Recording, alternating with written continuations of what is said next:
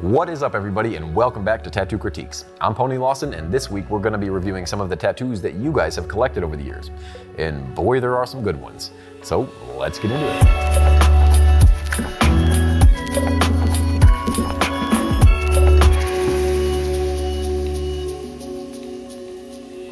All right, the first tattoo sent in is from Jennifer. And Jennifer, you sent in this beautiful tattoo of your pet rats that died. This is a really good tattoo. I think it has a lot of good fundamental elements, and it's got great composition to where it really fits your arm well. I really like how the rats are kind of nestled together, almost in a yin-yang sort of shape, especially with the black and the white. This tattoo also has some really nice line weights. The artist decided to use a nice thicker outline around the ear, the tail, and the fingers. And within those areas, the artist managed to capture some really good texture with those smaller line weights. And I love these subtle blue tones that the artist decided to use in this white rat, rather than going with just a straight gray.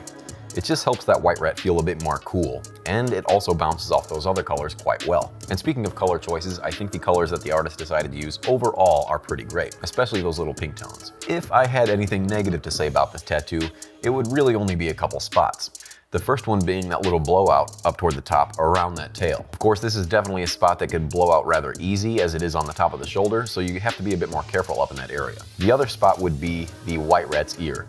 That thing looks huge. Maybe your rat did have gigantic ears, but it just looks kind of funny with how large it is compared to its head. And comparatively, the other rat's ears just look a lot more natural. That white rat looks like it can almost fly away. Now, the picture quality isn't the greatest toward the bottom, but I do see a little bit of haze around that tail, and it makes me wonder if it's a blowout as well, or if maybe the artist just kind of shaded around that to match the top one. Regardless, this is still a beautiful tattoo, Jennifer, and I appreciate you so much for sending that in. All right, the next tattoo we have up is Cami from Big Mouth, sent in by Cami. And dang, would you just look at that bubble butt. Bubble butt, bubble, bubble, bubble butt. Turn around, stick it out, show the world you got a beep, beep, boop, beep, beep, beep, beep. Anyway, I really love Big Mouth, and I would love to love this tattoo. However, I think it just falls short for me. There are a couple things I would have done differently to improve this tattoo. The first one being line weight. I would love to have seen a thicker outline around most of this tattoo just to help separate those bold colors when they're sitting next to each other. And although it might not be on the reference, sometimes you have to tattooify an image to make it more clean and legible. This is especially true when it comes to tattooing animation-style tattoos. I think the three-dimensional effect that the artist attempted with this tattoo is my other issue. I would have loved to see this tattoo with a lot more saturated, flat-looking colors rather than this three-dimensional effect. For instance, with the hair, I would have made it all one shade of red, and then added a darker shade of that red just to one side, giving it that three-dimensional, almost comic book cel-shaded feel. And I would have done that throughout the entire tattoo. The bubbles are probably the one and only area that I would have added that three-dimensional element just to make them more fun. And it would have given them more of a pop had you had the rest of the tattoo with those flat tones. I think the whites are unnecessary for the most part. I probably would have only kept them in the teeth and the eyes. But the eyes themselves do look a little messy in this tattoo in particular. The tongue doesn't really need a white glare on it, as the tongue is sitting back in the mouth and it doesn't generally catch a glare unless, of course, it's the saliva on the tip of the tongue. So this really isn't pushing that tongue back in the mouth, it's actually bringing it forward, which isn't helping the tattoo at all. So I do love Big Mouth, and I absolutely love this character. I think the execution just fell short. But thank you so much, Cami, for sending in that bubble butt. Bubble butt, bubble, bubble, bubble butt. All right, the next tattoo sent in is from Dylan Collins. And Dylan, you sent in this musical jolly chimp playing with cymbals. You got this tattoo because it said it used to scare the crap out of you. Well, this tattoo kind of scares the crap out of me. I mean, the tattoo could be worse, but that face is creepy. I just don't trust his legs for some reason. And I don't know if that's because his left foot has 6 toes, or what. This tattoo really doesn't have that great of an execution, to be honest. I mean, the line in its mouth almost completely fell out. The shading is just really all over the place. The symbol in his left hand doesn't really look like a symbol. It kind of looks more like a fried egg. I mean, good job, Dylan. You wanted a creepy tattoo and you got one. It's just not a very well done creepy tattoo, so I don't know how all that works. Generally, these monkeys have really creepy and weird teeth as well, and that's something that I would have loved to seen in this tattoo. It does seem like you have a collection of other weird tattoos, so this thing fits right in. So Dylan, I don't really know what I would do to improve on this tattoo other than starting over, but that's not really an option. So it looks like you're gonna have to live with it. And thank you so much for sending that in and possibly giving me nightmares. All right, this next tattoo sent in is from Darryl Davidson. And Darryl, you mentioned you are a US combat veteran and you got this tattoo to commemorate your fallen brothers and sisters. You did send in a healed photo as well, so we can compare the fresh to the healed. Not sure why you had to take this picture naked, but I do appreciate you censoring out your butt. In the fresh tattoo, you have some nice dark royal blues in the flag and some nice deep reds. However, when we look over to the healed tattoo, those royal blues have almost disappeared, and those reds definitely lightened up quite a bit. And in my opinion, the rifle itself is lacking a lot of detail.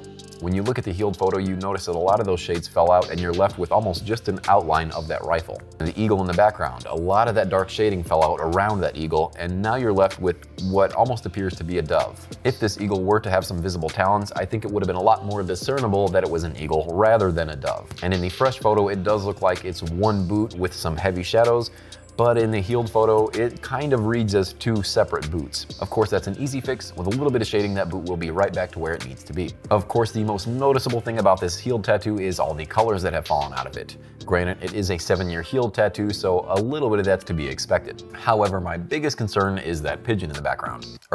Eagle, I'm sorry. Of course, anybody who sees this tattoo will realize that it's an eagle since it is surrounded by a flag. However, if we were to remove all those background elements, it would just really appear like a dove. I do think it would be very tough to add those talons in there where this tattoo sits currently. So my suggestion for you would be to go get those colors revamped, and it should only really take a couple hours to redo those blues, redo those reds, and add a little bit more shading in that boot and in that gun. But thank you so very much for your service, Darryl, and I appreciate you sending that in. All right, the next tattoos are sent in by Levi Smith. Levi, you sent in this start of a leg sleeve that you're working on that so far you've had one session on, as well as a tattoo that you said you got by your dad. I want to start with this tattoo that you said you got by your dad because you wondered about the healing process. Well, the first thing I noticed is this tattoo was done on a couch on top of a hoodie, what looks to be inside of a living room. And on the second photo, we see this nasty infection. I wonder how that happened. You also sent in a picture of your leg laying across a toilet seat. That's my cue. All right, if I'm being serious here though, that is a nasty infection on your leg, and that is absolutely the reason it got infected. Don't get your tattoos at home. Get them out of a shop where everything is clean and sterile, because you're only gonna catch bad tattoos and infections from home. Ryan here thought that this was a white outline around your tattoo, but I had to educate him that it was just your skin falling off. Aside from this overall nasty infection, I really don't know what it is, and of course that's just me being ignorant. I'm sure this has some sort of meaning and it's not just your dad scratching away. Or maybe it was, I don't know. I do not claim any responsibility for the comments you're about to receive for this tattoo, as you are the one who sent it in. Alright, on to this other tattoo in which you said this is the best stippling you've ever seen. I don't really see any stippling in this tattoo, so I'm not sure what part you're talking about. But considering this is your first one, you may know more about tattooing than I do, but I really don't see any stippling in this entire thing. If you're talking about those little lines in the grass, I mean, I would call those hash marks if anything. But stippling is generally when you have a peppered look, when there is lots of several little dots to give shape or shade to something. And I just don't see that here. I'm also really not sure what's going on here. You did mention that it is the start of your leg sleeve, so again, we can expect a lot more to come, but I really didn't know what these were at first. It took me a minute to realize that these are legs coming out of the ground. I noticed a lot of these outlines aren't even really there. It looks like the artist kind of skipped over some spots. I'm not sure why. Hopefully there's a reason for that in the future. The astronauts themselves really aren't bad. I can clearly tell they're astronauts. The rest of the tattoo though just seems like a mess. I genuinely don't know what's going on here. I can't tell if these astronauts are sitting in front of a burial plot or if that's a shadow. At least this one's done better. I did take a peek at the artist's work via Instagram, and I noticed that not really any of their other work looks like this. So I'm hoping this comes together in the end. It does look like the artist knows what they're doing. I'm just very curious about this tattoo in particular. Well, Levi, good luck on your tattoo adventure, and tell your dad to stop touching you.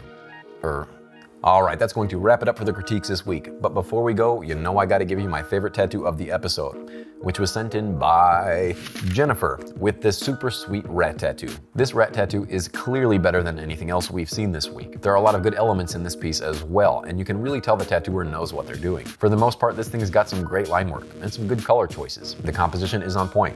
It looks like it's really made to fit your arm. This is definitely a tattoo I'd be proud of. So thank you once again for sending that over, and congratulations. Alright, now wait a minute. Before you turn this off and go turn on another Mr. Beast video, I would love to share an artist with you who I think you should all be following.